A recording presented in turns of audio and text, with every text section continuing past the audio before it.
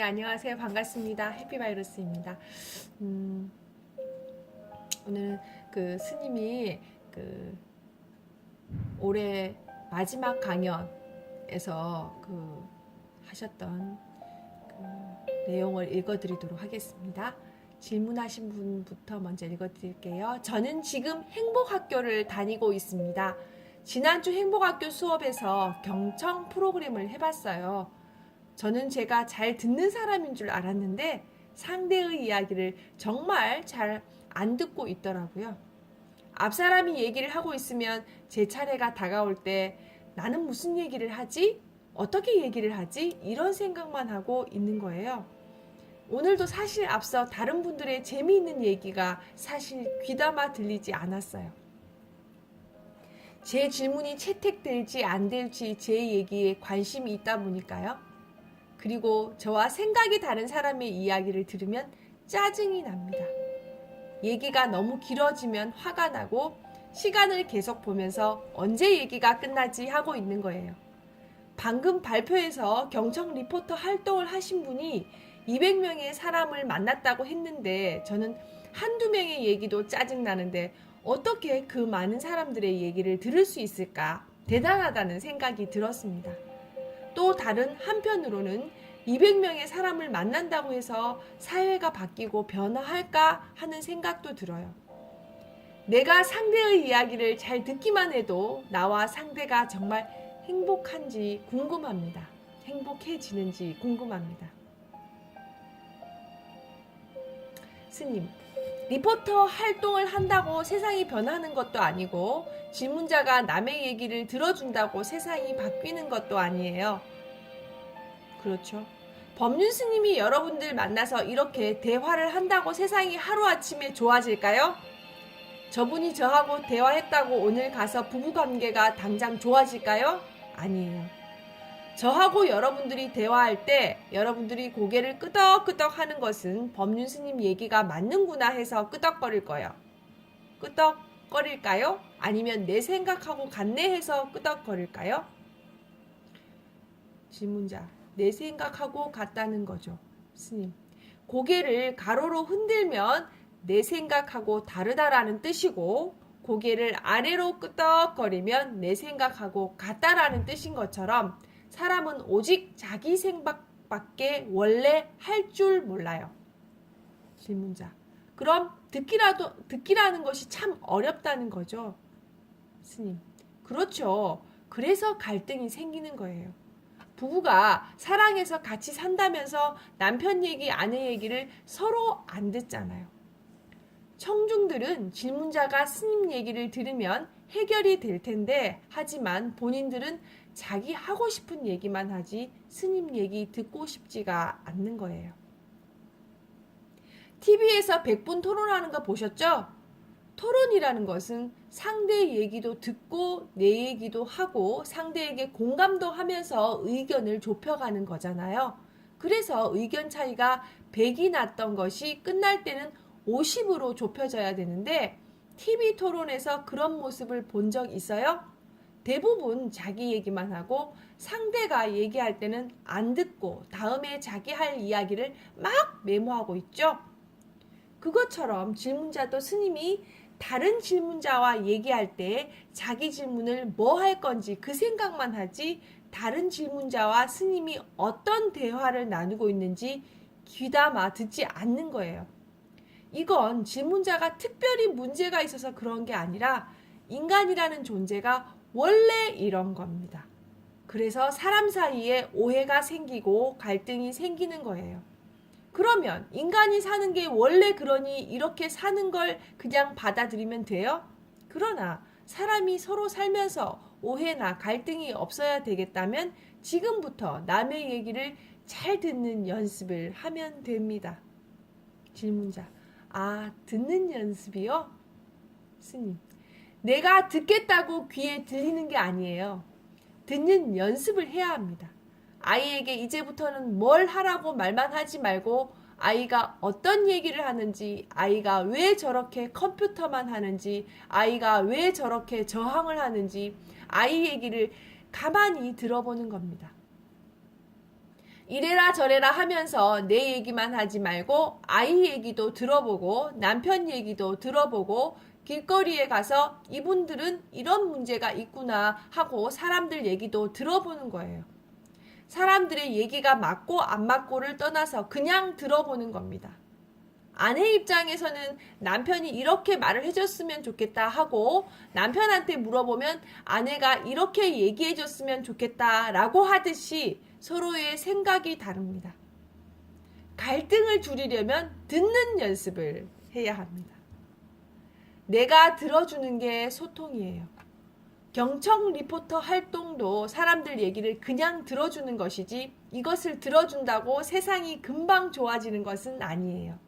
스님이 오늘 여러분과 대화를 나누었다고 해서 금방 좋아지지 않아요. 그러나 티끌모아 태산이라고 여러분들도 스님 강연을 10년 정도 계속 들으면 좋아질 확률이 높아집니다. 그리고 제가 1년 내내 하루에 2번씩 전국 강연을 다니면 전 국민이 좋아질 확률이 높아지는 거예요. 다른 원인에 의해서 나빠진다면 이런 우리의 운동 때문에 나빠지는 속도를 조금이라도 늦출 수 있는 겁니다.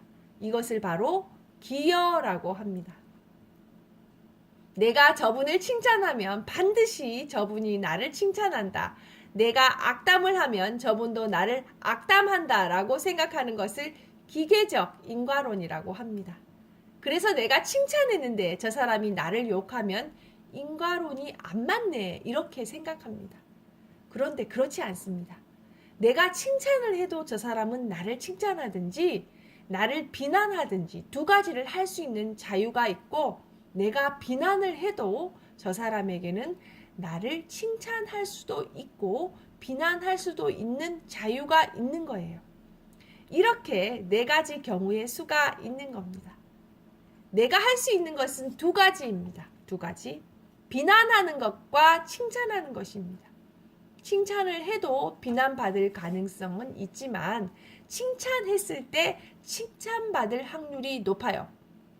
칭찬을 하는 게 칭찬받을 확률이 높은지 비난을 하는 게 칭찬받을 확률이 높은지를 비교해보면 명백하게 수학적으로도 칭찬을 하는 게 칭찬받을 확률이 높습니다. 그러면 확률이 높은 쪽으로 선택하는 것이 낫겠지요. 그게 바로 인생이에요. 이렇게 하는 것이 안 하는 것보다 조금이라도 좋아질 확률이 높다는 관점에서 봐야 합니다. 내가 저 사람에게 다가가서 묻고 얘기를 들어주는 것이 저 사람에게는 불편을 주는 것일 수도 있습니다. 불편을 가게 운영에 방해가 되니 저리 가세요. 이러는 사람도 있을 수 있어요. 그러나 들어주는 것이 전체적으로 볼 때 조금이라도 낫기 때문에 우리가 경청 리포터 활동이나 행복한 대화 강연을 하는 겁니다. 이런 활동을 통해서 세상 사람들은 이런 문제로 힘들어하는구나. 우리가 세상을 변화시키려면 이런 관점에서 하는 것이 그래도 낫지 않겠느냐 하는 결론을 낼 수 있는 겁니다. 저도 예전에는 부처님이 이러셨고 저러셨다는 설법만 계속 해왔습니다. 그런데 여러분들 얘기를 들어보니까 부처님 이야기는 경전에 있는 얘기일 뿐이고 내 삶의 얘기가 아니라는 의견들이 나왔습니다. 들을 때는 그럴듯했는데 집에 와서 남편이나 아내와 어떤 상황에 접했을 때 도움이 별로 안 된다는 거였어요. 그래서 경전을 먼저 읽고 거기에 맞춰 얘기하는 게 아니라 구체적으로 부딪히는 인생의 얘기를 먼저 듣고 대화를 하는 게 낫겠다는 생각이 들었습니다. 여러분들의 고민을 먼저 듣고 필요하다면 거기에 경전 얘기를 하는 것이 낫겠다 싶었어요. 교회 다니는 사람에게는 성경으로 얘기해주고 절에 다니는 사람에게는 불경으로 얘기해주고 학생이면 과학으로 얘기해주고 일반 사람들에게는 그냥 민속 얘기로 해주면 되지 꼭 불교라는 이름을 붙일 이유는 없잖아요. 의사가 병을 치료하려면 어디 아프십니까? 하고 물어봐야 하고 어디 아픈가에 따라 약을 써야지 무조건 사람들에게 이것이 약이니 약을 먹으시오 라고 할 수는 없는 것입니다. 그래서 들어주는 것은 굉장히 중요한 일입니다. 여러분에게 일어나는 많은 갈등들은 다 들어주는 것이 안 돼서 생긴 문제입니다. 두 사람 사이의 갈등을 해결하기 위해서도 상대편 얘기를 들어주는 것이 필요하고, 우리가 어떤 사회적인 변화를 가져오기 위해서도 시민들의 얘기를 들어주는 게 필요합니다. 국회의원들이 우리 동네에 와서 아파트 시설이 어떤지, 교통이 어떻게 불편한지 해결을 못 해주더라도 일단 들어주는 것이 정말 중요한데, 아무도 안 들어주잖아요. 전부 시민들한테 이래라 저래라 말만 하지 시민들 얘기는 안 들어주고 있어요. 그래서 들어주는 것이 매우 중요합니다. 우리가 상대를 돕고자 할 때 이런 일이 필요할 것이다 하는 것도 내 생각이지, 상대가 그 일을 정말 필요로 하는지는 모를 때가 많아요. 그래서 먼저 들어줘야 합니다. 여러분들이 아이들을 대할 때도 이런 걸 해줘야지 저런 걸 해줘야지 이렇게만 생각하기 때문에 나는 나대로 힘들고 아이들은 아이들대로 힘든 겁니다. 필요할 때 해줄 수 있으면 해주고 못 해주는 것은 안 해주면 되는 거예요. 해줘야 될 의무도 없고 안 할 이유도 없어요. 할 능력이 되면 해주고 못하면 안 하면 되는 거예요. 만약 제가 직문직설을 하면 여러분들이 제 얘기에 따라 수행 정진할 것이라고 생각하면 저는 이 일을 계속 못합니다. 실제로 조사해보면 수행하는 분이 없을 거예요. 시간이 점점 흐르면 이야기해주면 뭐하나 수행하는 사람도 없는데 하면서 기운이 빠집니다. 제가 얘기해준 대로 하고 안 하고는 그 사람의 자유입니다. 사람들이 물으니까 저는 이렇게 얘기해줄 뿐이고 그것을 행하고 행하지 않고는 그들의 자유이기 때문에 스님이 간섭할 이유가 없어요. 그렇게 생각해야 이 일을 계속할 수가 있는 거예요. 그런 관점에서 들어주는 것이 매우 중요합니다. 질문자. 그런데 저와 생각이 다른 사람의 얘기를 들어주는 것은 정말 괴롭더라고요. 그러면 안 들으면 되지요. 그러나 질문자가 필요하다면 기꺼이 들어줘야 하죠. 아침에 일어나기 싫을 때 저절로 일어나게 해주는 무슨 특별한 방법 같은 것은 없어요. 일어나야 된다면 그냥 벌떡 일어나야 하는 겁니다. 질문자는 듣기 싫은 소리를 좀 많이 듣는 연습을 해보면 좋겠어요.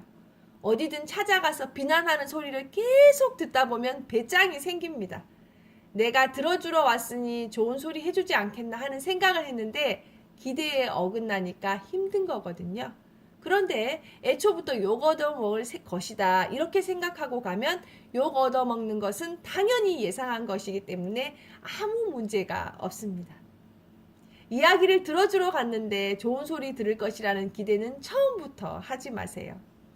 그런 기대를 가지면 꿈도 야무지다 하는 소리만 들을 뿐입니다. 질문자. 네, 감사합니다. 네. 그 소통에 대한 말씀을 해주셨는데요. 저도 이제 경청 리포터 나가는데 참여를 한 일인으로서 정말 듣는 거 쉽지 않거든요. 내 이야기를 하는 게 오히려 더 편하다는 걸 여러분들 아실 거예요. 저도 마찬가지였고요. 듣는 중에서도 이제 계속 막 그 퇴짜 그냥 나가라고 하는 경우도 있어요. 그러니까 조금씩 배짱이 생기긴 하더라고요. 이제 그런 면에서 저도 조금 이 경청 리포터 하면 덕을 본 케이스고요. 그러나 듣는 거는 여전히 잘 안 돼요. 저도 힘들어요. 이분처럼. 그래서 이게 정말 스님 말씀이 가슴에 와 닿습니다. 다음에 경청 리포터 할 때 스님 말씀 잘 담아서 새기면서 경청 리포터를 해봐야 되겠다는 생각이 들었습니다. 여러분도 듣는 연습 해보시면 어떨까요? 네, 저는 해피바이러스였습니다. 오늘도 행복하세요.